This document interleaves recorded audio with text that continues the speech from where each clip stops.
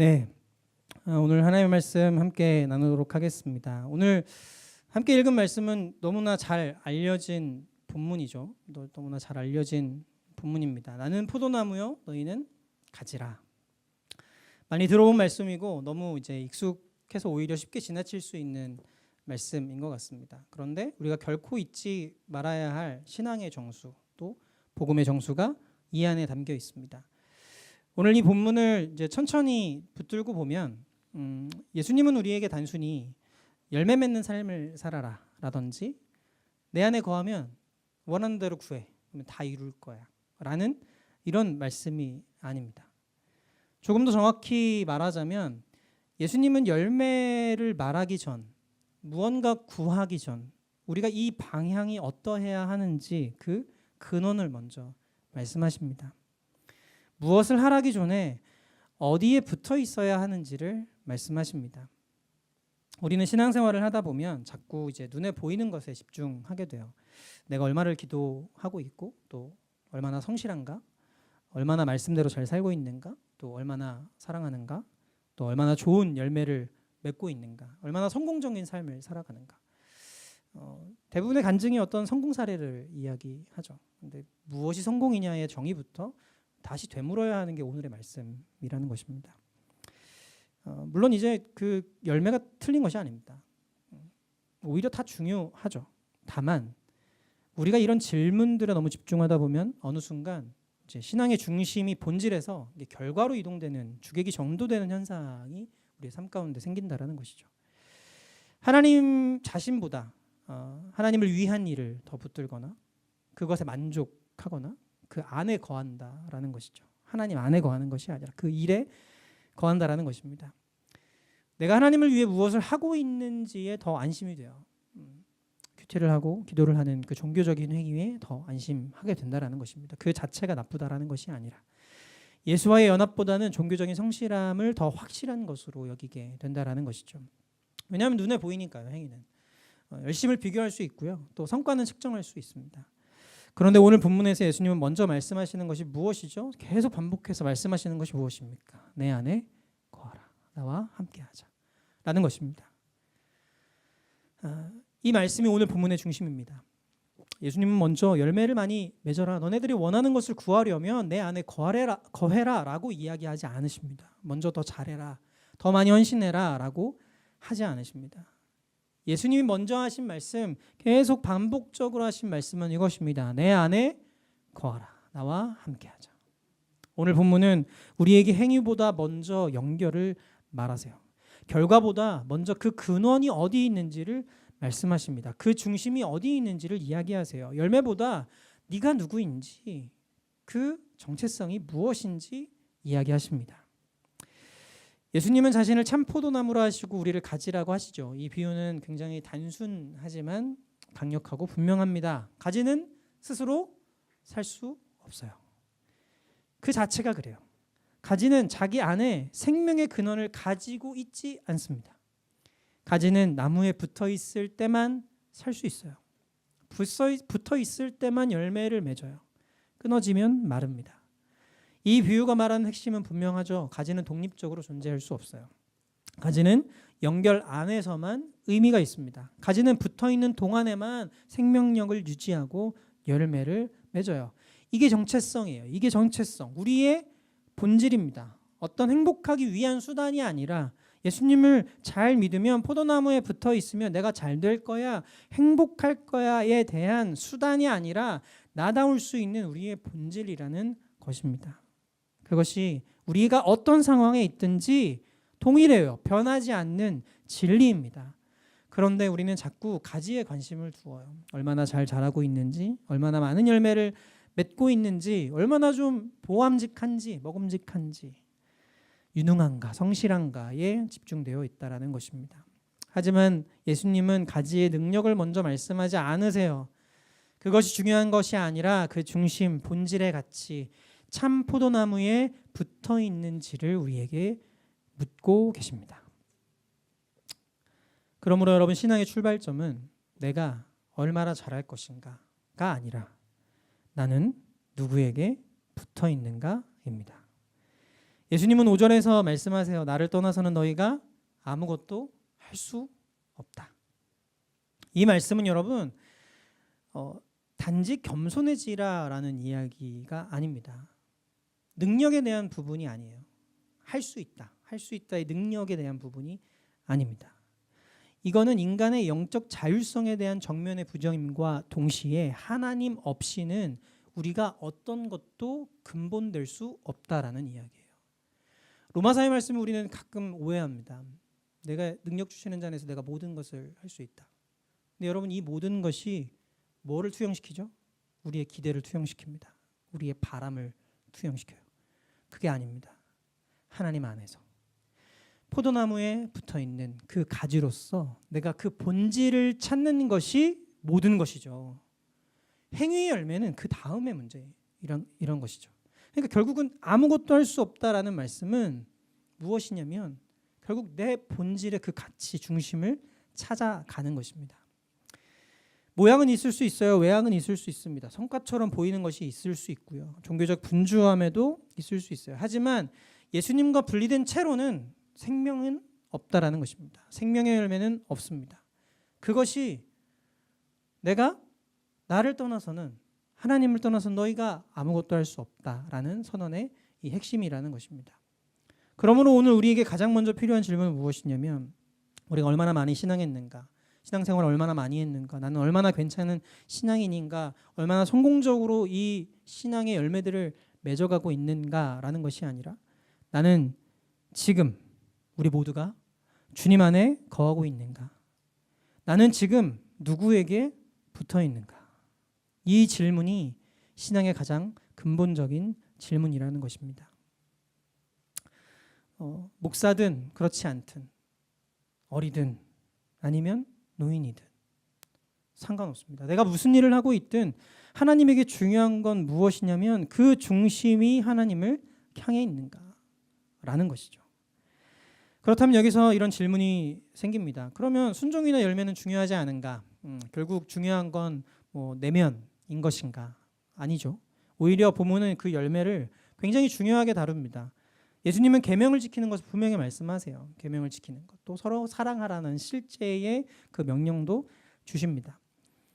예수님께서 가르치셨던 굉장히 중요한 핵심 중에 하나는 무엇이냐면 이 모든 율법 중에 가장 첫 번째 율법은 무엇입니까? 마음과 뜻과 힘 다해서 하나님을 사랑하는 것. 근데 두 번째도 첫 번째랑 똑같아. 뭐죠? 내 이웃을 사랑하는 것. 이것입니다. 그것은 현실로 나타나요. 현실로 우리의 결정으로 이어집니다. 또 우리의 현실로 보여지는 것이죠. 이 부분이 중요해요. 강조하십니다. 서로 사랑하는 명령 해주세요. 문제는 행위가 중요하지 않다라는 거예요.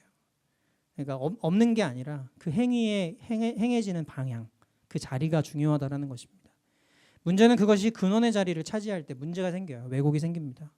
사랑하는데 그 행위에 집착할 때, 어떤 규칙에 집착할 때 주객이 전도되는 그 중심과 근원이 뒤바뀐 것을 경고하고 있다라는 것입니다. 본문의 질서는 분명합니다. 먼저 거함, 하나님과 함께함. 참포도나무에 붙어있는 그 가지로서의 정체성이 있고 그 다음에 그 사랑 안에 머물미 있고 그 다음이 순종이 있고 그 순종이 열매로 드러나게 된다라는 것이죠.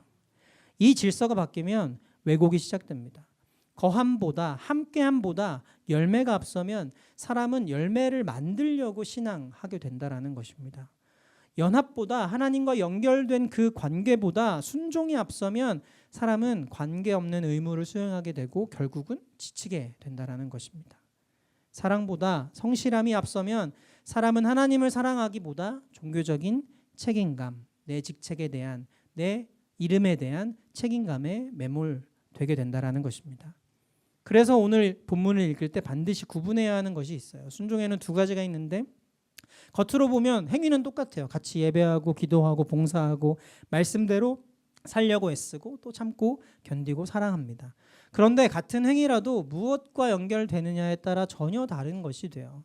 사랑에서 연결된 순종은 이 순종은 관계에서 시작되죠. 예수 주님의 사랑을 받고 그 주님의 사랑 안에 머물고 사랑을 신뢰하기 때문에 순종합니다. 자연스럽게 흘러나오는 것이죠. 이 순종은 단지 해야만 하니까만이 아니죠. 그분을 사랑하기 때문에, 그분 안에 머물고 싶기 때문에, 그분을 신뢰하기 때문에 나오는 순종입니다. 이 순종은 사람을 생명 쪽으로 이끌고요, 그 생명의 열매를 맺게 하는 것입니다. 순종하는 것이 곧 나의 기쁨이 됩니다. 순종할수록 주님을 더 알게 돼요. 순종할수록 더 주님을 사랑하게 되고 자유하게 되고 또 열매를 많이 맺게 됩니다. 그러나 또 하나의 순종은 겉으로 순종처럼 보이지만 실제로는 사랑에서 분리된 순종이에요. 이 순종은 관계보다 먼저 압박이나 두려움, 불안, 또 자기 증명에서 출발합니다. 순종도 그럴듯해 보이지만 겉모양은 매우 경건해 보일 수 있습니다. 그러나 그 내면은 다르다는 것이죠. 하나님보다 언젠가부터 인정이 더 중요하게 된다는 것이죠. 사랑보다 기준이 더 중요합니다. 주님보다 자기 평가가 더 중요하고요. 순종보다 자기 확인이 더 중요하게 된다는 것이죠. 이런 순종은 결국 사람을 생명으로 이끄는 것이 아니라 점점 사람을 지치게 만들고 또 비교하게 되고 정죄하게 되고 메마르게 만들 수 있다라는 것입니다. 사랑에서 유리될 때 왜곡은 시작됩니다. 이 사랑의 근원에서 끊어질 때 가지는 마르게 됩니다.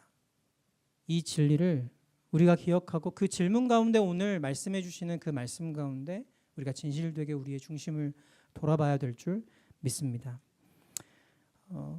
단순히 마른다라는 이야기는 감정이 식는다라는 것이 아니라 결국 그 근원에서 멀어지기 때문에 사랑 없는 순종은 결국 율법주의자가 되고 연합 없는 열심은 자기 성과가 된다라는 것입니다. 하나님을 위한 일도 하나님과 분리되면 결국은 자기의 의를 위한 자기 증명의 도구가 될 수밖에 없다라는 사실입니다. 오늘 하루 최선을 다해서 그 삶을 충실하게 살아가지만 하나님과의 사귐이 없고 하나님과의 교제가 없다라면 결국 이 모든 것은 어떻게 보면 결국 끊어지고 마르게 되어진다라는 것입니다.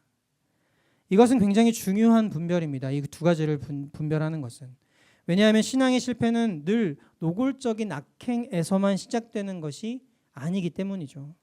겉으로는 굉장히 외형적으로는 정말 좋은 열매를 맺고 있다라고 생각하지만 포도나무에 끊어진 것과 같을 때가 많다라는 것입니다. 좋은 행동이지만 사랑과 연합에서 분리되는 지점에서 우리의 신앙은 왜곡되어지고 주객이 전도되어지면서 하나님께 영광을 돌리는 삶이 아니라 결국은 나의 영광을 위한 삶으로 바꾸어진다라는 것입니다. 그러므로 오늘 우리는 단지 나는 순종하고 있는가만 물으면 안 됩니다. 더 깊이 내 순종은 사랑에서 연결된 순종인가, 아니면 내 열심은 이 사랑에서 정말 붙어있는 사랑인가, 내 최선인가, 아니면 그 사랑에서 분리되어 있는가, 오늘 말씀 앞에서 우리를 비추어 봐야 될 것입니다. 여기서 또 하나의 오해를 조심해야 됩니다. 누군가는 이렇게 들을 수 있어요. 결국 중요한 건 관계, 사랑, 거함이니까 순종이나 행위는 부차적인 것이라고 생각할 수 있습니다. 그러나 그렇지 않아요. 오늘 본문은 그렇게 분명히 말씀하십니다. 내 계명을 지키면 내 사랑 안에 거하리라. 내가 너희를 사랑한 것 같이 너희도 서로 사랑하라.